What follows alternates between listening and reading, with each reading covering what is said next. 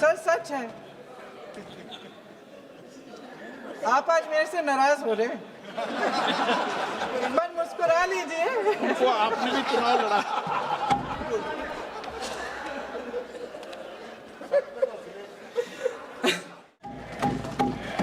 प्रधानमंत्री जी को कैमरे का एंगल नहीं, दिल का एंगल बदलना पड़ेगा।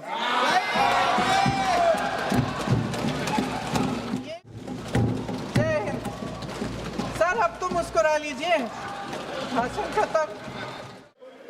आज हम सदन पटल पर एक ऐसे विधेयक में संशोधन पर डिबेट कर रहे हैं जो 2024 में पारित हो चुका था, और इसमें मुख्य संशोधन यही है कि पेपर लीक के अन्य अपराधों के लिए सजा बढ़ाई जाएगी। मगर जब से ये विधेयक पारित हुआ तब से अब तक इस सरकार ने एक भी अपराधी को सजा नहीं दी। आपने देखा है कि कल और परसों से फेस रिकॉग्निशन द्वारा प्रदर्शन करने वाले बच्चों के नाम और पते सार्वजनिक किए जा रहे हैं, मगर यही काम पेपर लीक करने वाले अपराधियों के लिए अभी तक नहीं किया गया। ना इस विधेयक में पेपर लीक रोकने के कोई ठोस कदम है। इससे देश के युवाओं का भरोसा कैसे बनेगा? अध्यक्ष महोदय, आदरणीय प्रधानमंत्री महोदय जी को आपके माध्यम से मैं कहना चाहती हूं कि शायद उन्हें अपने सलाहकार बदलने चाहिए। वे असलियत से एकदम टूट चुके हैं। नई कमेटियां बनाने से काम नहीं चलेगा। उनका अध्यक्ष चाहे कोई भी हो। राधा कृष्ण कमेटी भी व्यवस्था में सुधार लाने के लिए बनी थी। आज तक उसकी एक सिफारिश लागू नहीं हुई है। और इस नई कमेटी में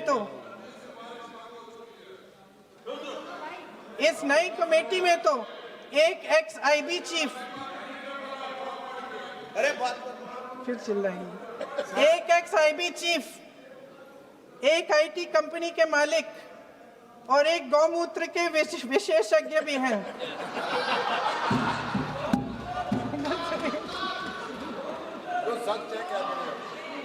इन्हें शिक्षा के बारे में क्या पता जी?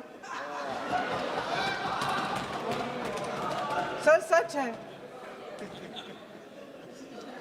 आप आज मेरे से नाराज हो रहे हैं। मन मुस्कुरा लीजिए। वो आपने भी चुनाव लड़ा।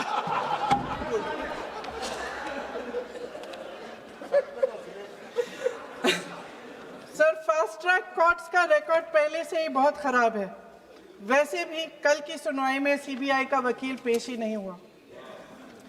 संसद में विपक्ष को दोषी ठहराने से, खोखले राजनीतिक खेल खेलने से काम नहीं चलेगा। आप जेन जी का भरोसा वापस जीतना चाहते हैं तो नए एंगल से, अपने फोन से नए वीडियो बनाने से नहीं होगा।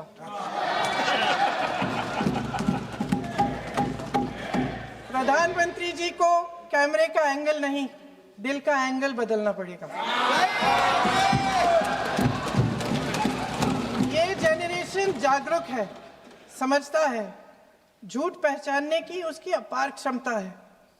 इनका दिल और दिमाग जीतने के लिए आपको सच्चाई पर उतरना पड़ेगा। आपके शासन के चलते इस नौजवान पीढ़ी के साथ घोर अन्याय हुआ है, बर्बरता हुई है। इस सच्चाई को स्वीकार करिए। अपनी जिम्मेदारी से पीछे हटने से काम नहीं चलेगा। आदरणीय प्रधानमंत्री महोदय जी, आपको जिम्मेदारी लेनी पड़ेगी, ठोस कदम उठाने पड़ेंगे। शिक्षा विशेषज्ञों को इकट्ठा कीजिए, छात्रों, अध्यापकों, सभी स्टेक होल्डर्स को साथ लेकर, अन्य विचारधाराओं के थॉट लीडर्स के साथ गहरी चर्चाएं करवाकर एक नई शिक्षा प्रणाली तैयार कीजिए। मौजूदा नेशनल एजुकेशन पॉलिसी में 8 महीने तो एग्जाम चलते हैं, अध्यापकों को पढ़ाने का समय नहीं मिलता। सिर्फ आरएसएस के लोगों से भरने की बजाय सिस्टम को शिक्षित, एजुकेटेड, उन्नत और उदार दृष्टिकोण के लोगों से भी भरिए, जिनकी योग्यता सिर्फ उनकी विचारधारा न हो। रोजगार पैदा करने के सख्त कदम उठाइए, इस पर फोकस करिए। मेडिकल कॉलेजेस की संख्या बढ़ाइए, चिकित्सा शिक्षा का विस्तार कीजिए, ताकि ये बच्चे जो मेहनत कर के भी अपने भविष्य नहीं बना पा रहे हैं, एक उज्जवल भविष्य का सपना देख पाए। अध्यक्ष महोदय, छात्रों को सड़क से हटाया जा सकता है, लेकिन उनके सवालों को नहीं। हर लाठी जो किसी लड़की पर, किसी लड़के पर चली है, वे बच्चों की पीठ से ज्यादा सरकार की साख पर पड़ी है। देश के नौजवान न्याय मांग रहे हैं, भीख नहीं। वे यहां सरकार गिराने नहीं, अपना भरोसा बचाने के लिए आए थे। अध्यक्ष महोदय, आपके माध्यम से मैं सरकार को कहना चाहती हूं, अपनी साख बचाइए, अपनी नीयत ठीक करिए, अपनी अकड़ का इलाज कीजिए, अपने वादों पर अमल कीजिए। आपके शासन में हमने बड़ी बड़ी चोरियां देखी हैं। चुनाव में वोटों की चोरी, राम मंदिर में चंदा की चोरी, आपके उद्योगपति मित्रों द्वारा देश की संपत्ति की चोरी, किसानों की जमीन की चोरी, लेकिन सबसे बड़ी चोरी, हाँ ठीक है, सबसे बड़ी चोरी तब हुई। कहिए, बोलिए।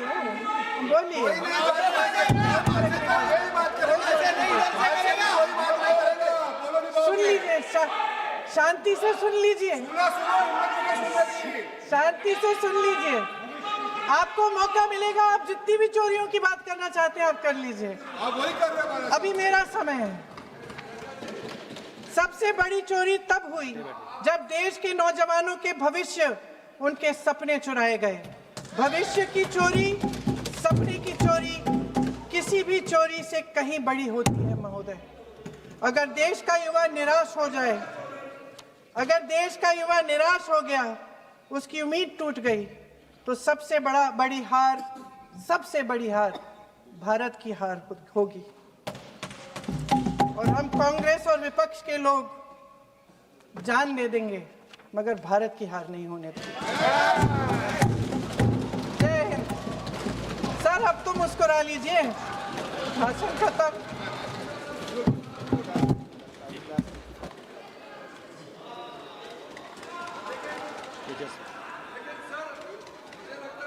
जी ने राहुल गांधी जी का स्पीच का चोरी कर लिया है, वो पूरा ड्रामा